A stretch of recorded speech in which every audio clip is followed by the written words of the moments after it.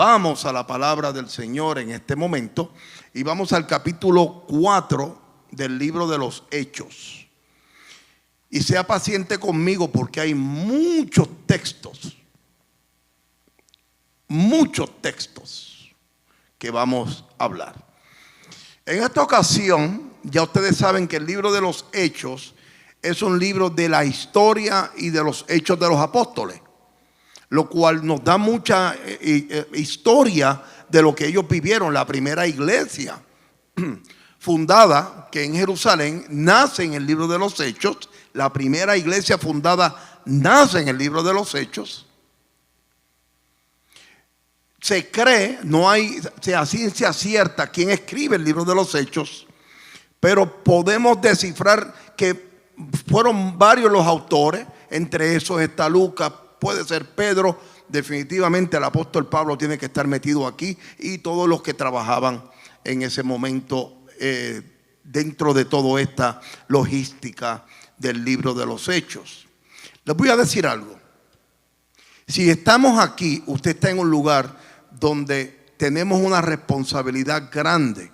Nosotros como pastores, vamos a sacar ese título a un lado. Nosotros como hijos de Dios y como personas responsables, para nosotros es bien importante poder enseñar con denuedo la palabra. Procura estar aprobado, le dice el apóstol Pablo a su hijo espiritual Timoteo, que estés aprobado con nuestro Dios, que seas un obrero que no tienes que avergonzarse de nada, versión Luis Avilés, y que traza bien la palabra. Nosotros no podemos venir de otros lugares trayendo y repitiendo sin entender lo que estamos repitiendo. Mire para acá. No podemos venir de otros lugares, estar repitiendo sin entender lo que estamos repitiendo. Porque la palabra, el apóstol Pablo dice en 1 Corintios 13, porque en parte conocemos. Y esa es la parte que nosotros estamos trabajándola. En parte. Porque cuando venga lo perfecto, lo que era en parte se acabará. Quiere decir que lo que tú y yo sabemos ahora es en parte. Tu opinión y la opinión mía la podemos debatir. Lo que no cambia es nuestra convicción en la palabra del Señor. Gracias por lo que dijeron, amén. Y hay muchas cosas en la palabra, dentro de la palabra, y hay muchos temas que nosotros traemos. Antes de entrar en esto, tengo que tocar este tema. Hay muchos temas que nosotros escuchamos oír predicar, que los términos no existen en la palabra, que no existen en la palabra. Por ejemplo, el tema líder no existe en la palabra, pero predicamos de liderazgo.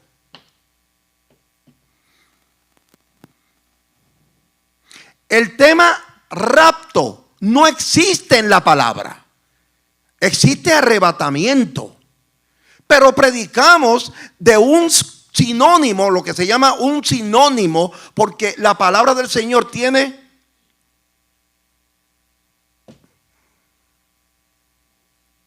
diferentes traducciones, géneros literarios. Tiene géneros literarios que es importante que lo entendamos.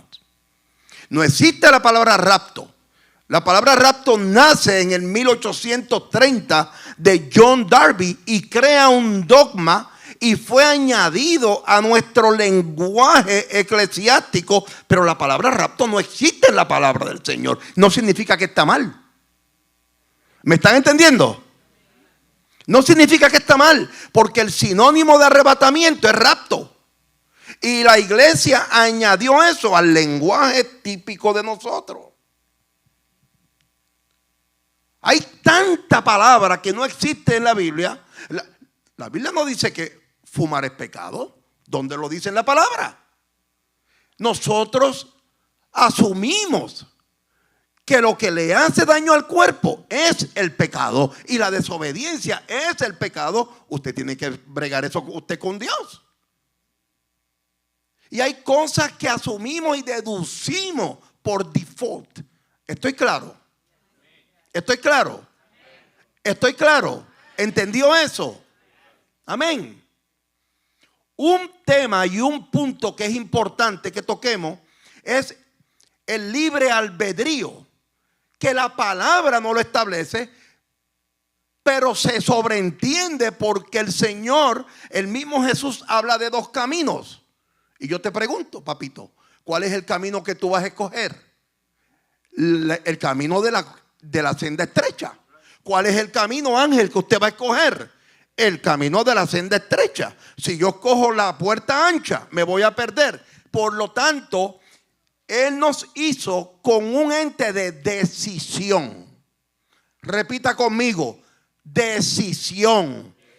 Repita conmigo, tengo voluntad para decidir.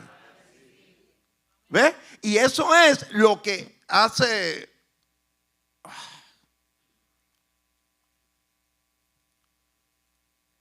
Y eso es lo que hace este personaje.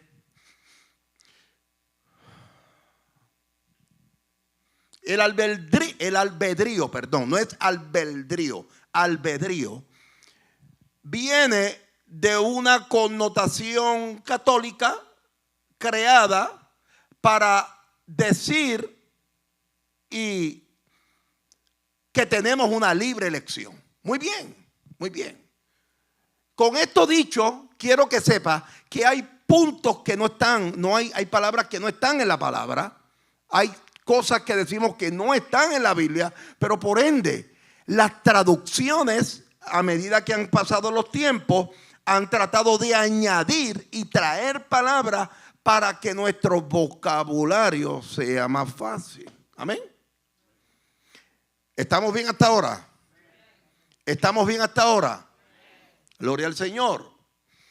Hechos capítulo 4, versículos 23 al 31.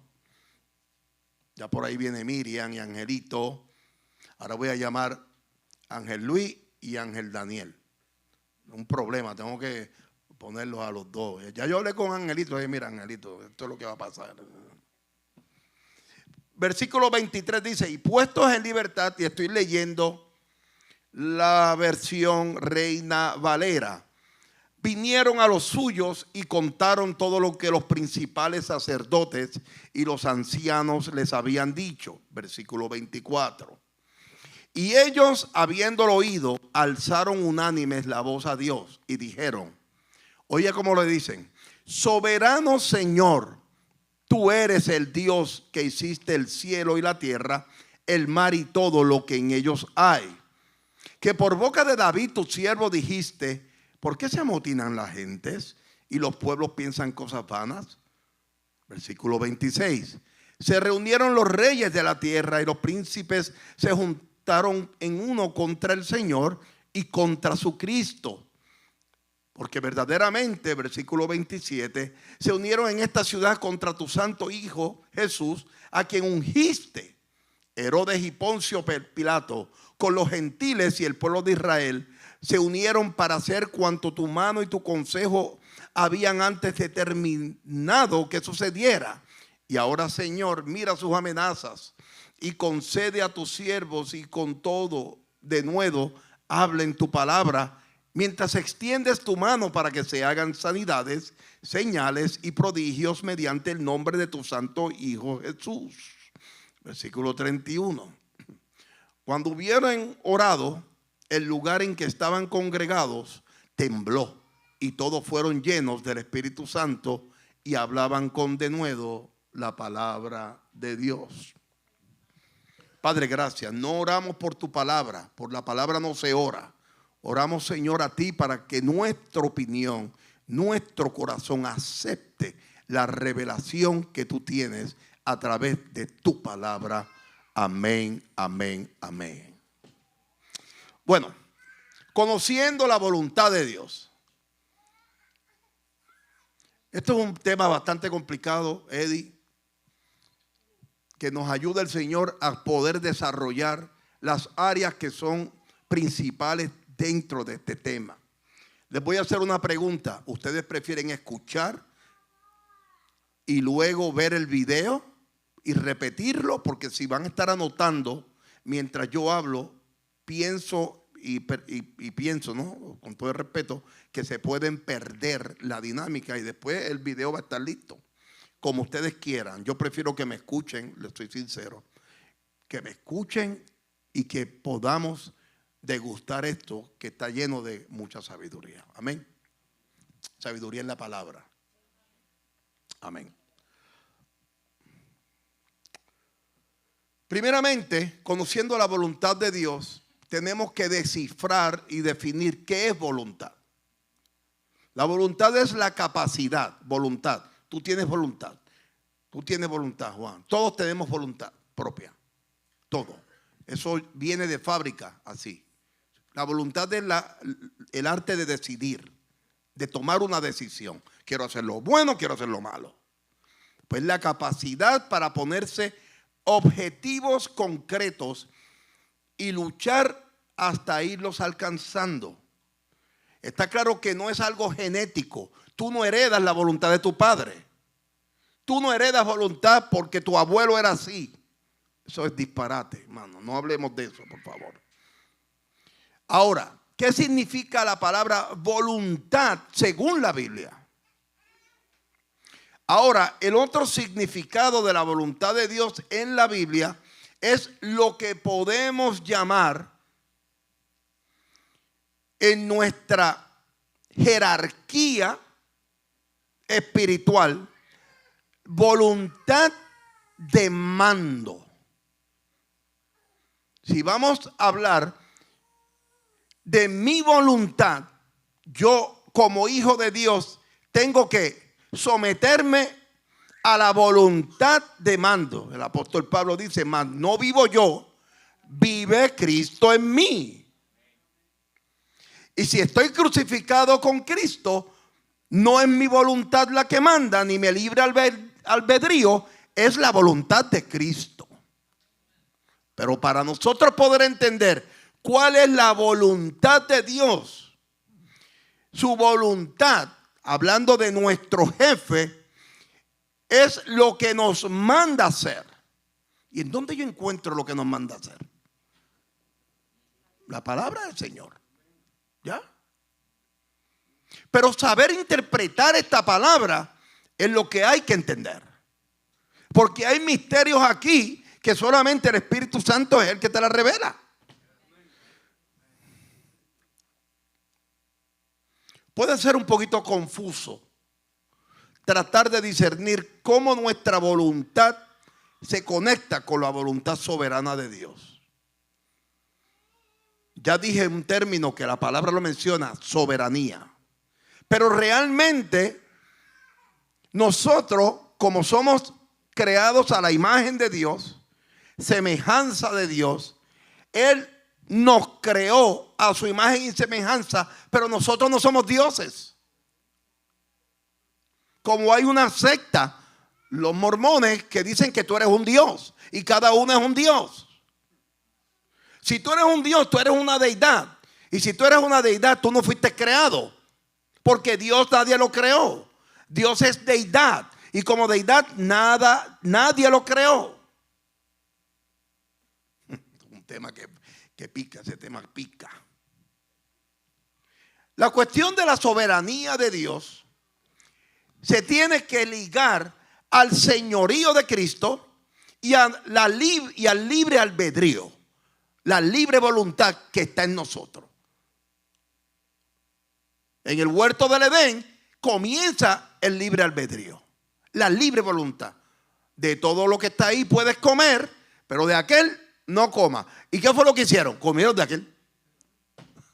Ellos escogieron. El Dios creador ya le puso de antemano un poder de decidir. Decides por aquí o decides por acá. Eso es lo que se llama libre albedrío, que es un punto que no existe en la palabra, pero que Dios creó una libre voluntad en el ser humano.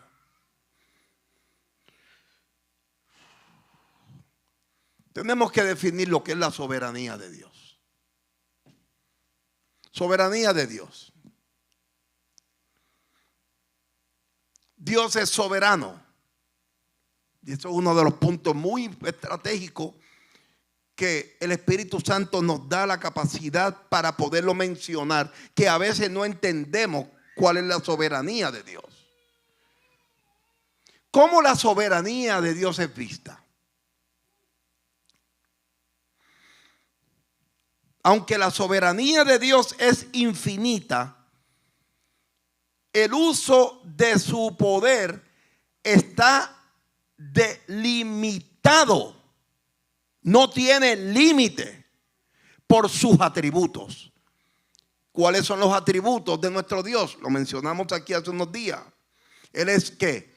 Omnisciente, omnipotente y omnisapiente y omnipresente. Omnipresente porque está en todos los lugares. Omnisapiente porque sabe todo lo que tú vas a hacer mañana. Omnipotente porque su poder es ilimitado. Todo lo sabe. En todos los lugares está. Vemos el caso en esta ocasión de Job.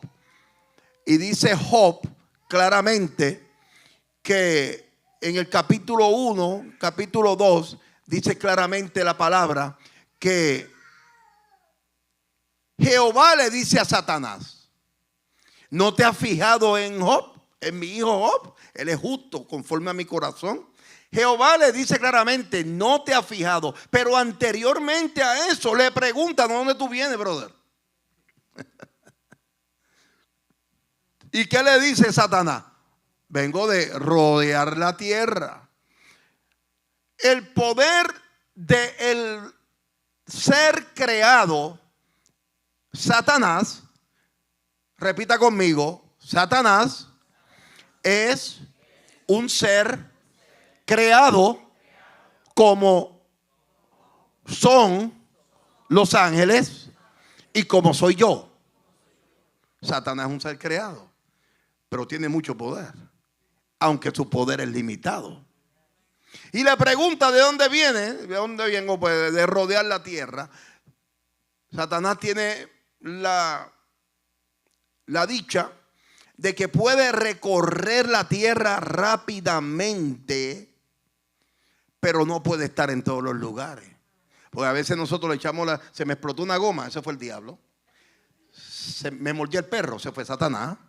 Y le están dando más gloria a Satanás y no se dan cuenta que en el reino de las tinieblas está bien dividido y los demonios todos trabajan para ese tipo.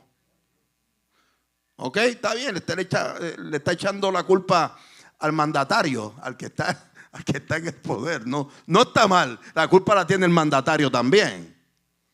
Por eso, estas características que tiene nuestro Dios es tan veraz y tan poderoso que dentro de todos sus atributos tenemos que mencionar que su bondad, fidelidad, justicia, amor, misericordia son infinitos dentro de su soberanía. Y esto es universal.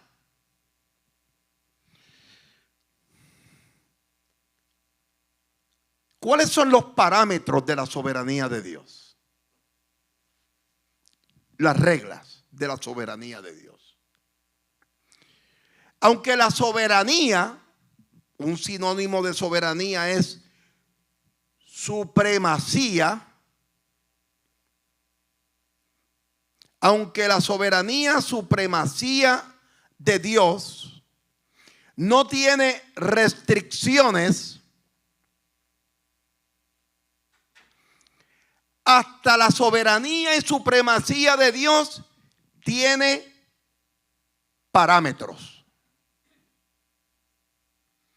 Dios tiene completo control sobre todas las cosas, sobre todas nuestras vidas, porque Él es soberano y Él es supremo. Hay varios puntos que voy a traer. Dios no puede hacer nada que vaya en contra de su propio carácter, debido a que Dios es inmutable. Dios no muta. Las células mutan, las neuronas mutan, se reproducen. Nosotros los seres humanos nos reproducimos. Dios no puede hacer nada que vaya en contra de su propio carácter.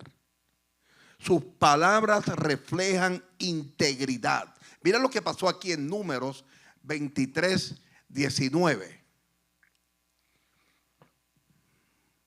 Dios no es hombre para que mienta, ni hijo de hombre para que se arrepienta. Por lo tanto, Dios no puede mentir.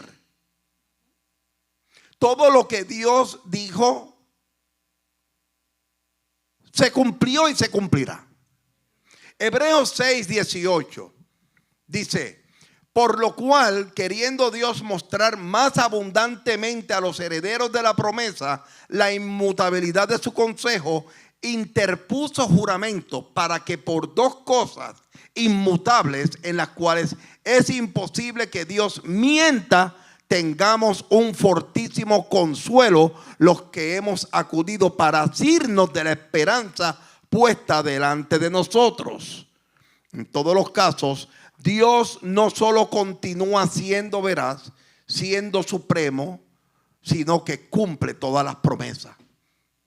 Número 2, Dios no puede ser tentado por el mal. Dios no puede ser tentado por el mal. No existe ningún elemento en su naturaleza que pueda ser tentado por el mal. ¿Qué dice Santiago? Capítulo 1, versículo 13.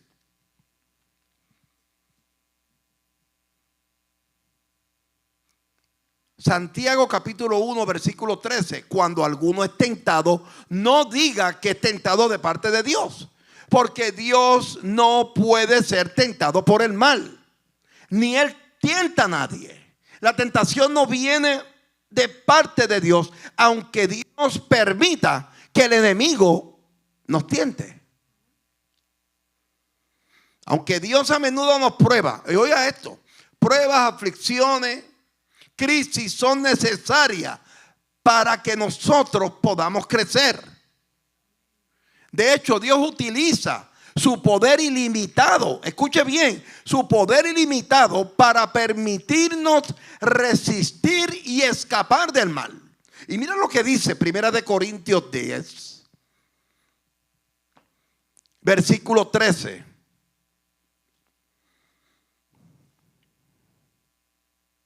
No os ha sobrevenido ninguna tentación que no sea humana. ¿Entendió eso? No os ha sobrevenido ninguna tentación que no sea humana, pero fiel es Dios, que no os dejará ser tentados más de lo que podéis resistir, sino que dará también juntamente con la tentación la salida de esa tentación para que podáis soportarla. Dentro de su soberanía y supremacía, el carácter de Dios se refleja a favor de los que le aman, a favor de los hijos de Él.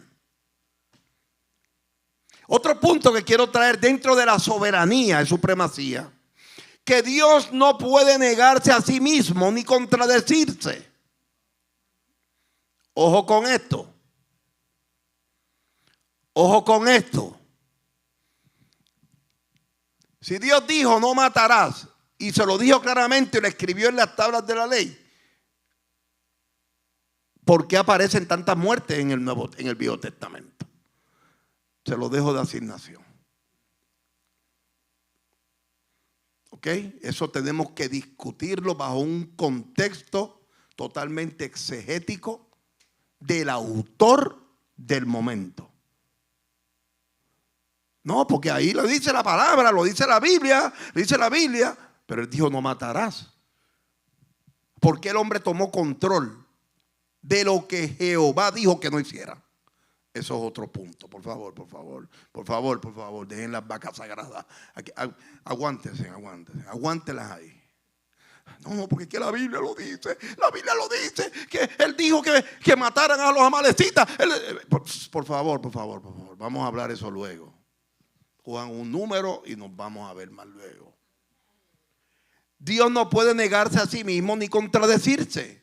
Dios permanece fiel a sus promesas, a sus pactos y a lo que está escrito en la palabra. Malaquías 3:6.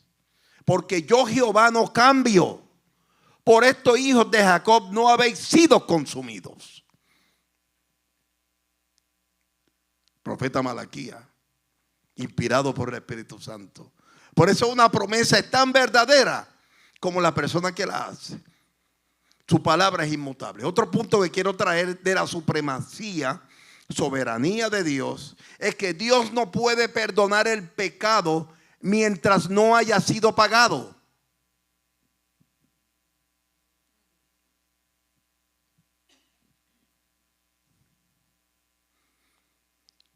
Un estudio como esto hay que tener 4 galones de café negro por cada fila. Pues como no hay gritos hoy, no hay gritos y no hay emoción, pues aquí está, el pastor está en la carne, no está en la carne. No. Desgraciadamente, esto hay que hablarlo. Dios no puede perdonar el pecado mientras no haya sido pagado. Y voy a hablarte sobre esto. El sacrificio perfecto lo fue Cristo en la cruz. Y por ende su sangre sigue viva y con un sacrificio expió el pecado del mundo. Ahora nuestra parte para entender su soberanía y su supremacía es creer, convertirnos y arrepentirnos para que entonces tomar ese boleto, ya Él pagó, aquí te lo presento.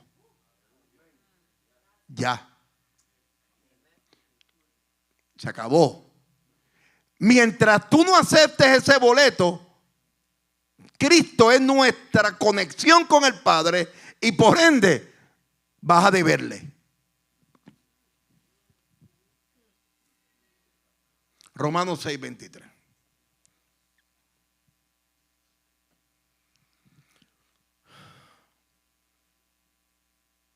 Porque la paga del pecado es muerte, mas la dádiva de Dios es vida eterna en Cristo Jesús, Señor nuestro. El apóstol Pablo hace referencia a la iglesia de Roma y dice, todos pecaron, aquí no hay ni uno justo. Ni uno justo. El único que vino sin pecado y se convirtió en hombre fue nuestro Dios. Y por ende por su sangre tenemos justicia. Ya hablamos la semana pasada que fuimos justificados, nuestra fe en Cristo. Por eso Cristo, aún así en su humanidad, escuche esto, no se pierda, quédense para acá, mírenme para acá. En la humanidad de Jesús,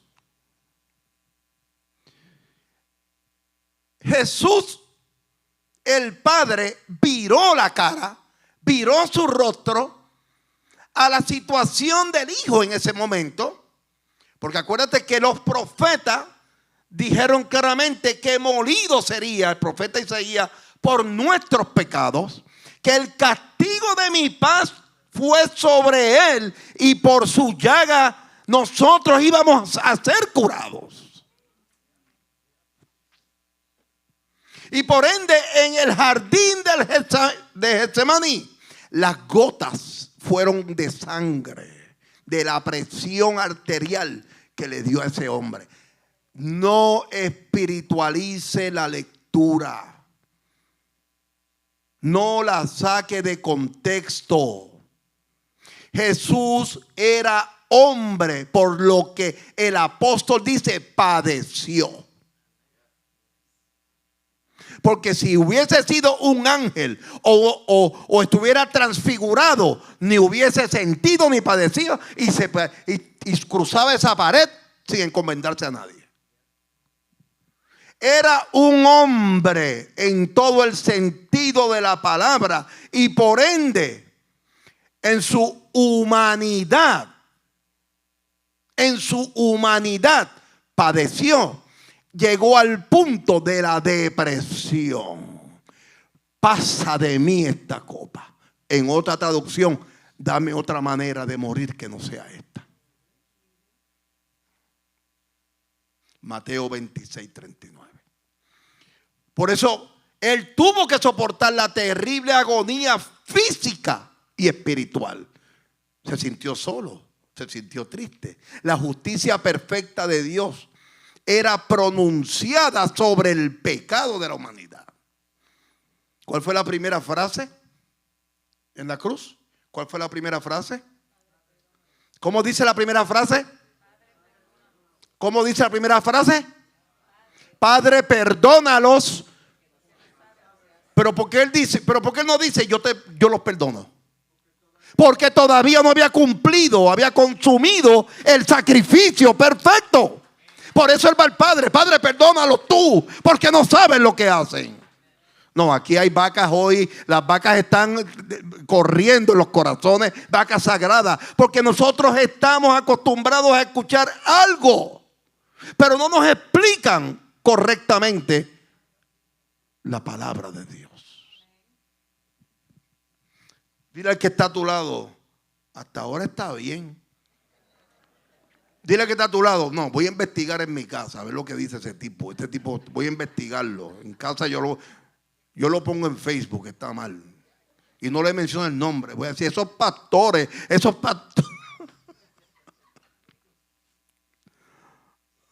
Ríete. Él cambió tu lamento en baile. Seguimos en la soberanía de Dios, en la supremacía. Dios no puede forzar a nadie a amarlo, ni a recibir su regalo de redención y salvación eterna mediante Jesucristo. Dios no puede forzar a nadie. Por ende, aquí existe una libre voluntad. Tú escoges o no escoges.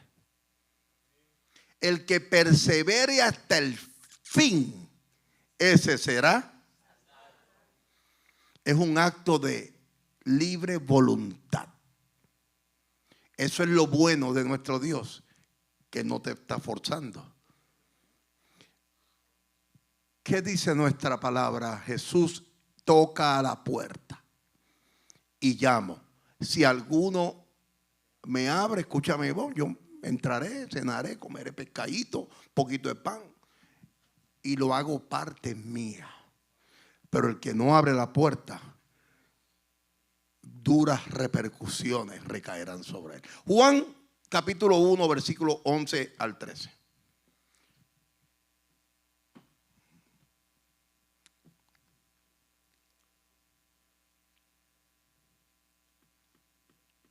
Juan 1, capítulo 1, versículo 11 al 13. A lo suyo vino. ¿Qué era lo suyo? ¿Qué era lo suyo? A lo suyo. ¿Qué era lo suyo? A predicar, a dar buenas nuevas a los pobres, a darle vista a los ciegos. Eso fue a lo que él vino, a lo suyo. ¿Qué era lo suyo? El trabajo que él vino a hacer. Lucas 4, versículo 18, te dice claramente el trabajo a lo que vino Jesús a hacer a la tierra. A lo suyo vino, a predicar, a sanar. Y los suyos, ¿quiénes son los suyos? El pueblo de Israel, los judíos, los hebreos, no le recibieron. Mas a todos los que le recibieron, ahí entramos nosotros. Dile al que está a tu lado, gloria a Dios por tu gracia, gloria a Dios por tu misericordia, porque a los que le recibieron, a los que creen en su nombre, les dio potestad de ser hechos hijos de Dios, los cuales no son engendrados de sangre, ni de voluntad de carne, ni de voluntad de varón, sino de Dios. Tu naturaleza es una naturaleza de Dios, porque en ti está la soberanía, la supremacía del Dios todopoderoso en ti. Oh, gloria al Señor.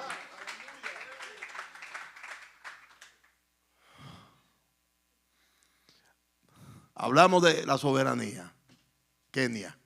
Hablamos de la supremacía, mi hermana reina. Ahora vamos al libre albedrío.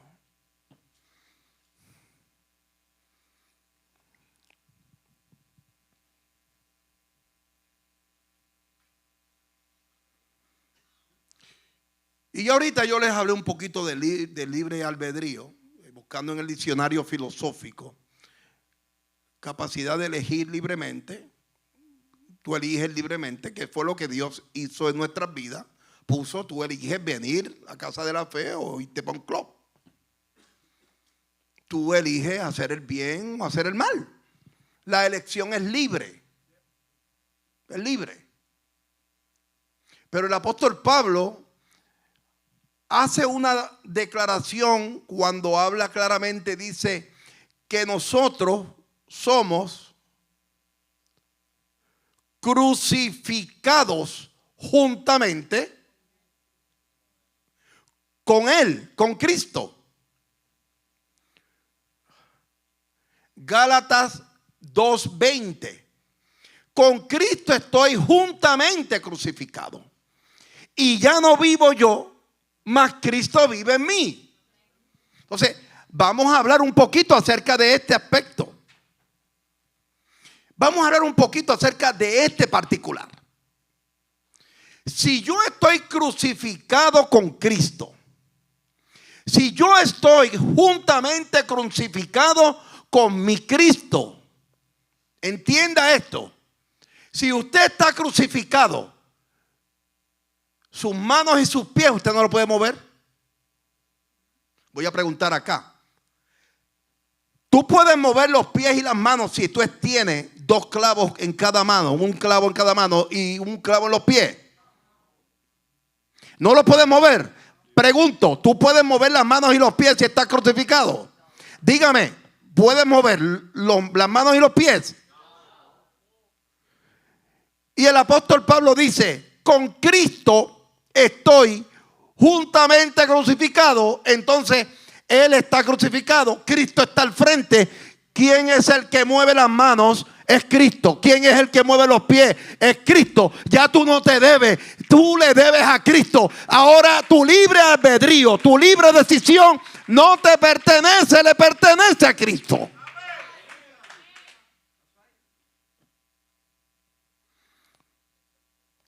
Porque dice, no vivo yo, mas vive Cristo en mí. Y lo que ahora vivo en la carne, lo vivo en la fe del Hijo de Dios, que es Cristo, el cual me amó y se entregó, pasado, me amó y se entregó a sí mismo por mí. Y ese amor es permanente y perenne en el corazón de cada hijo de Él.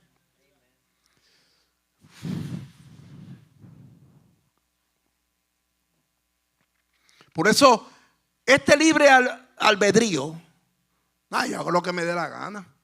Tú no me puedes obligar a mí. ¿Sabes cuánta gente me dicen eso?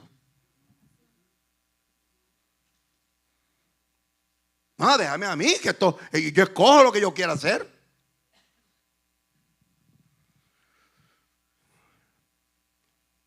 Es la condición del pensamiento en virtud de la cual cada individuo puede determinar con absoluta autonomía el propósito de sus acciones. ¿Cómo que se come eso? No te preocupes, que yo ni lo entendí tampoco. Yo lo puse aquí. Sí, porque es la condición del pensamiento, de lo que yo pueda determinar qué me conviene y qué no me conviene. Pero obviamente ya cuando nosotros entendemos el señorío, la supremacía,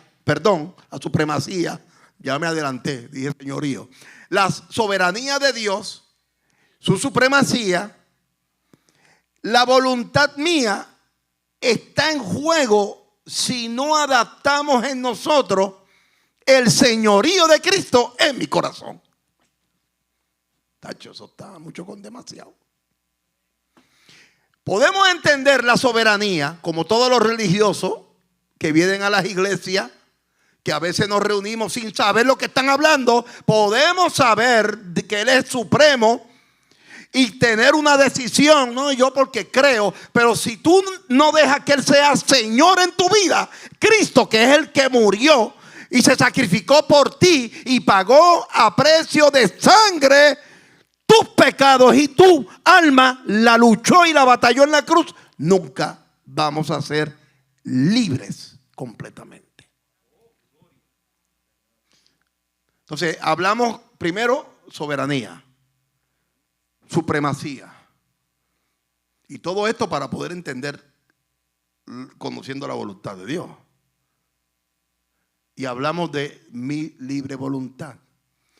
Ahora, ¿qué es el señorío de Cristo? No, porque Él es mi Salvador. No, Él es mi Salvador. No, pastor, he's my Savior. He's my Savior. Pero Él es dueño y Señor de tu vida. Él es Salvador porque lo dice Juan 3:16, porque de tal manera amó Dios al mundo que envió a su Hijo, único Hijo, para que todo aquel que en Él cree, hasta le ponen crea, porque lo que repiten tanto que no saben ni lo que están diciendo, para todo aquel que en Él cree, no se pierda, mas tenga vida eterna. El versículo 17, porque Él envió a su Hijo para que todos fuéramos salvos. Eso es lo que dice la palabra. Pero tú te arrepentiste y te convertiste, creíste, confesaste. ¿Hubo un cambio de mente? Tú entiendes que Él no solamente es Salvador, sino Él quiere ser dueño y Señor de tu vida. Esto es una doctrina. Nosotros, los hijos de Dios, los que creemos y fuimos salvos por gracia, fuimos salvos de la muerte eterna, porque vamos en camino a conquistar la salvación. Esta doctrina es una doctrina fundamental de la iglesia que sigue a Cristo.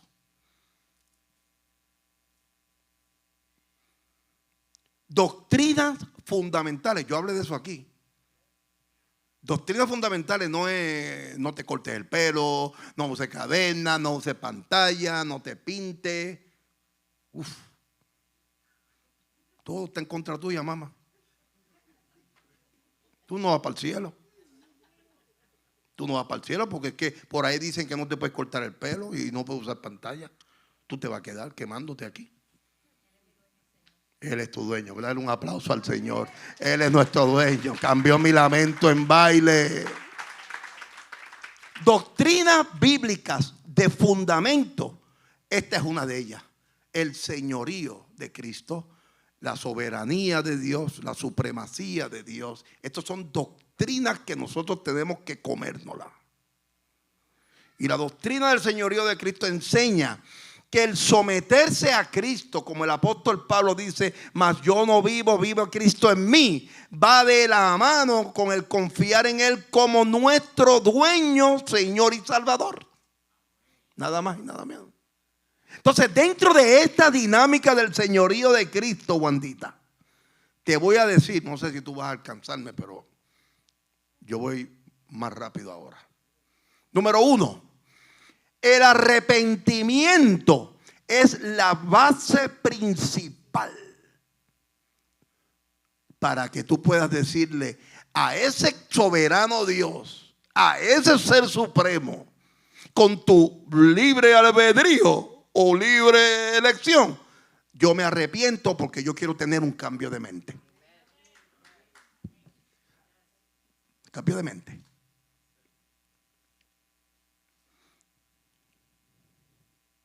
Y el arrepentimiento no es sinónimo de la fe. La Biblia enseña que los pecadores deben ejercer su fe junto con el arrepentimiento. Porque nos arrepentimos por algo que no estamos viendo. Segunda de Pedro 3:9. Esto se pone, no, yo creo que yo me voy a quedar solo aquí. Se van a ir de aquí, me van a dejar solito. Segunda de Pedro 3:9.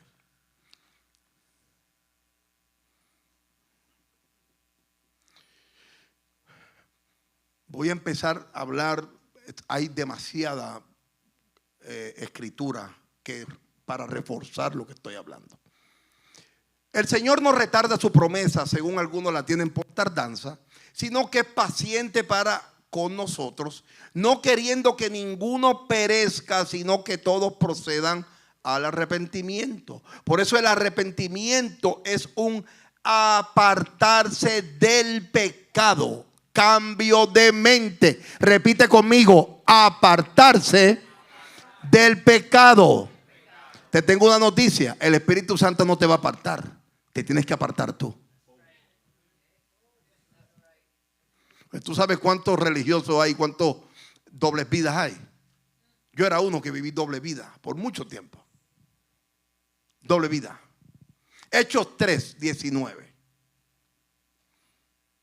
Así que arrepentíos y convertíos. Aquí ahora el escritor de los Hechos utiliza el convertíos como una base gubernamental, legal, dentro del reino de Dios. ¿De quién es el reino? De Dios. ¿Quién establece el reino de Dios en la tierra? Jesús en la tierra, y nosotros somos reinos y sacerdotes con Él aquí en la tierra. Esta es la primera faceta. La segunda va a ser más bella. Dile al que está a tu lado: Padre, ayúdame a recibir esto. Dile al que está a tu lado: ayúdame a recibir esto. Y aquí utiliza convertíos, porque ahora no es solamente cambio de mente, sino es cambio de gobierno. Cambio de mente, que en el griego se conoce como metanoia. Metanoia es el cambio de mente, que es el arrepentimiento. Ahora no solamente Él quiere que tú cambies la mente, sino que cambies de gobierno. ¿Quién era el que te dirigía a ti antes? El gobierno de Satanás, el gobierno de las tinieblas. Ahora, ¿quién te dirige? El gobierno sempiterno del querido, supremo y soberano Dios, Jehová de los ejércitos. Es cuando tú llegas a un país, llegaste a Bruselas,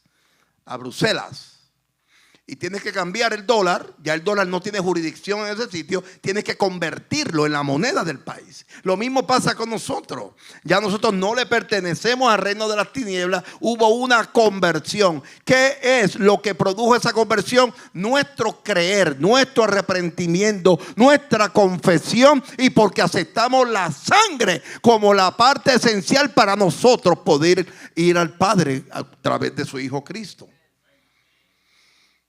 Oh, gloria al Señor. Esto está poderoso, poderoso. Dile que está a tu lado: yo voy a entender cuando lo vea la quinta vez. Dice: así que arrepentíos y convertíos para que sean borrados vuestros pecados, para que vengan de la presencia del Señor tiempos de refrigerio. Hechos 3:19. ¿Quién fue el primero que dijo arrepentidos y convertidos? Juan el Bautista. Y por ende el mismo Jesús ya entra, porque el reino se acerca, decía Juan. ¿Quién es el precursor del reino? Jesús en la tierra, que siempre ha estado, que siempre estuvo.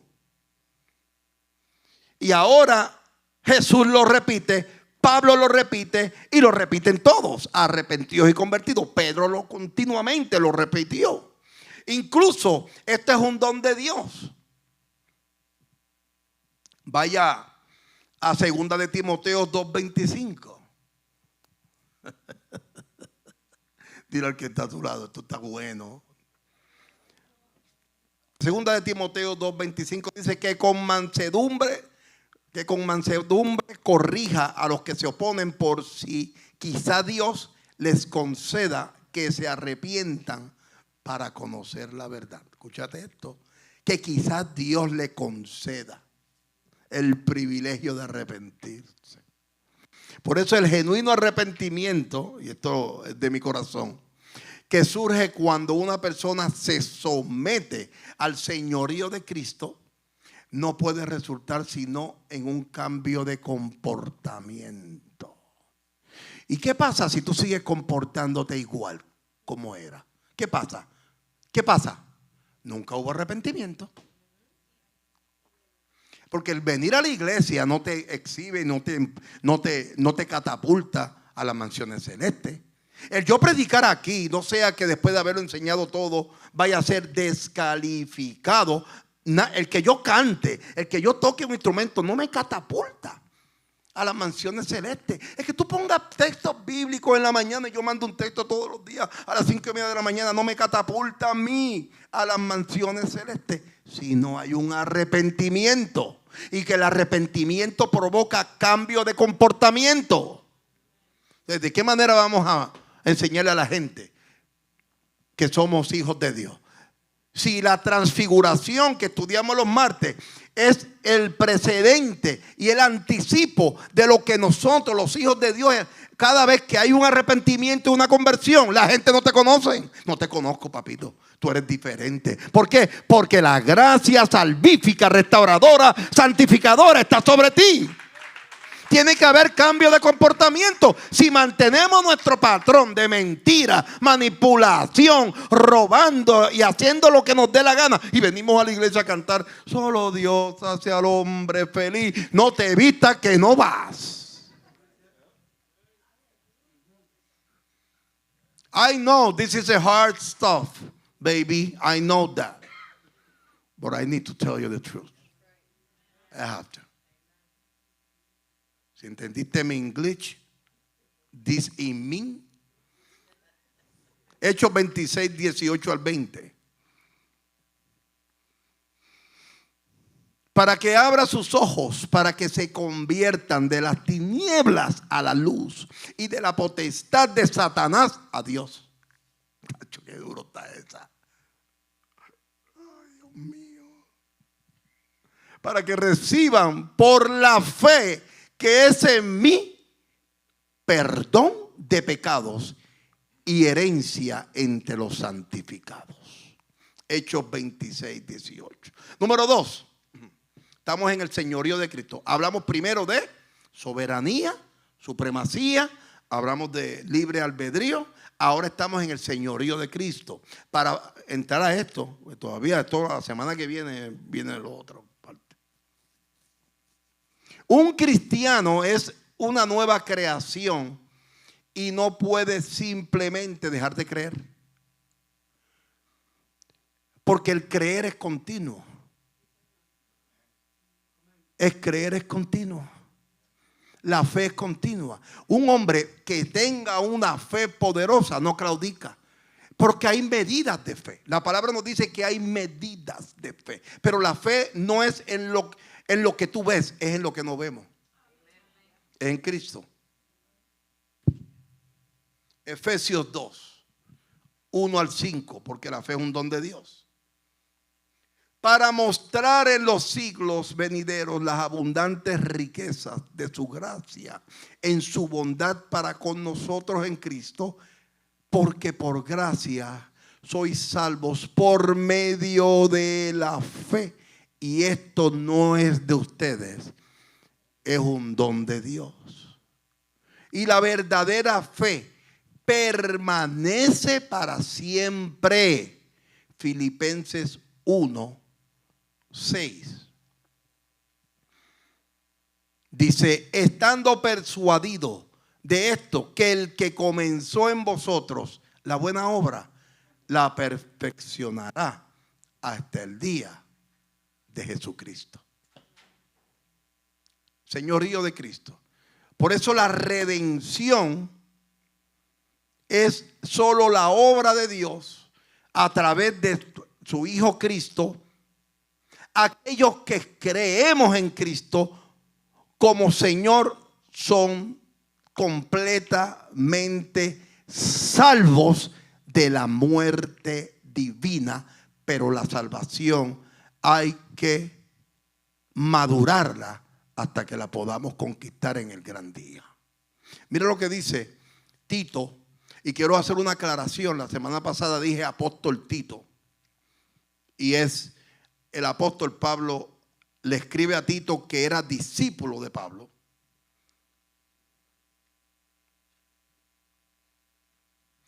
Tito 3:5, el apóstol Pablo le escribe a Tito y dice, nos salvó no por obras de justicia que nosotros hubiéramos hecho, sino por su misericordia, por el lavamiento de la regeneración, por la renovación en el Espíritu Santo. Hablamos primero de la soberanía, supremacía, libre albedrío. Estamos en el señorío de Cristo. No importa si tú sabes lo soberano que es y lo supremo que es. Si tú no tienes el señorío de Cristo en ti, no estamos haciendo nada. Punto número 3. El objeto de la fe es Cristo mismo. Juan 3:16 es Martín Lutero dice que Juan 3:16 es la Biblia en miniatura en un solo texto, y este texto, para los que estudiamos la palabra, es la idea y tema central de toda la palabra, y dice: porque de tal manera amó Dios al mundo, que ha dado a su Hijo unigénito, para que todo aquel que en él cree no se pierda, mas todo aquel que en él cree, perdón, la E tiene acento, en él, Cristo cree, no se pierda, mas tenga vida eterna. Por eso la fe debe implicar un compromiso personal con Cristo. Porque tú puedes decir que Él es tu Salvador, pero si no es tu Señor, de nada vale. Y cuando tú dices que eres el Señor, es porque tienes que comprometerte. ¿Verdad? Tienes que comprometerte. Juan tiene que comprometerte. Wilson tiene que comprometerte. Tiene que haber un compromiso con mi Dios. Segunda de Corintios 5:15. Y por todo murió, para que los que viven ya no vivan para sí. Ay, Dios mío. Este tipo está pasado. Pablo estaba pasado. Y por todos murió, para que los que viven ya no vivan para sí, sino para aquel que murió y resucitó por ellos. Cristo. Ese es el motivo de mi fe. Es mucho más que estar convencido de la verdad del evangelio. Es mucho más que eso. Es saber que mi fe está puesta en el autor y consumador de ella. El Señor Jesús dijo: mis ovejas oyen mi voz y yo las conozco y me siguen. Juan 10:27. Y considérate que tú eres una oveja de Cristo. Considérate que tú eres oveja de Cristo. Y Él es nuestro pastor y nada nos faltará. Aleluya. Concluimos por hoy. La segunda parte viene pronto. En la palabra del Señor, la soberanía divina, el señorío de Cristo, su supremacía, tiene que ir vinculada a la responsabilidad humana de nuestra decisión. No son enemigos. Voy a repetirlo para los que tienen problemas de atención. En la palabra del Señor, la soberanía, la supremacía, el señorío de Cristo tiene que ir vinculada responsablemente a mi decisión humana. No deben ser enemigos. Si tú te consideras un hijo de Dios y un cristiano, no estoy hablando de pentecostal, ni evangélico, ni religioso. Esos son títulos que han puesto por acá. Por acá. Si tú eres un hijo de Dios cristiano, seguidor de Cristo, estas cosas tienen que ir de la mano. No son vecinos incómodos. No son vecinos que me caen mal. No están en un estado interminable. Son amigos y trabajan juntos. Los primeros discípulos entendieron esto. Entendieron esto. De que primeramente me tengo que deber a mi fe en Cristo. Porque yo entiendo que si Él no viene, yo me encontraré con Él en algún momento. Y que tengo que padecer persecución por causa de su justicia. Y que voy a ser vituperado. Y que voy a ser blasfemado. Y que voy a tener enemigos por causa de su justicia. Concluyo.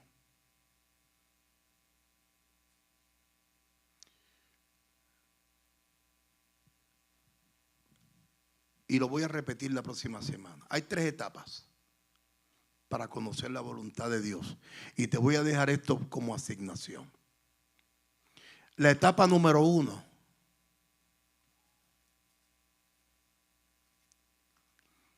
La voluntad de mando de Dios se revela con autoridad final y decisiva solo en lo que diga Luis Avilés, en lo que diga Desiree, en lo que diga Yarolin o el pastor Elio o Wilson o los maestros. No. En la palabra. Número 2. Los vamos a explicar la semana que viene. La segunda etapa de la voluntad de mando de Dios es nuestra aplicación de la verdad de la palabra a la situación en la que yo estoy viviendo.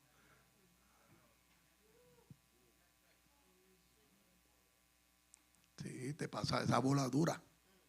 Esa bola iba dura. 3. La tercera etapa de la voluntad de mando de Dios es la gran mayoría de la vida donde no hay una reflexión consciente antes de actuar.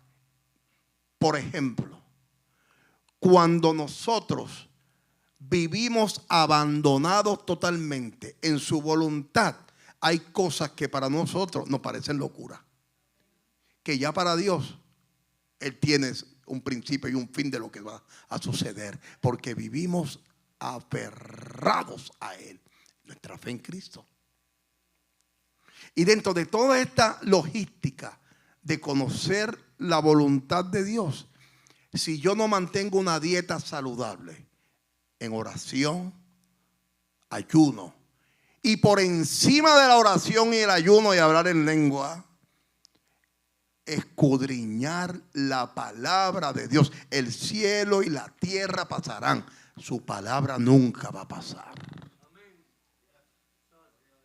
Escudriñar con denuedo. El apóstol Pablo le dice, como obrero que no tiene de qué avergonzarse, que traza bien la palabra de verdad. Porque repitiendo predicaciones sin tú saber lo que predicó y repitiendo como el papagayo, no vamos para ningún lado.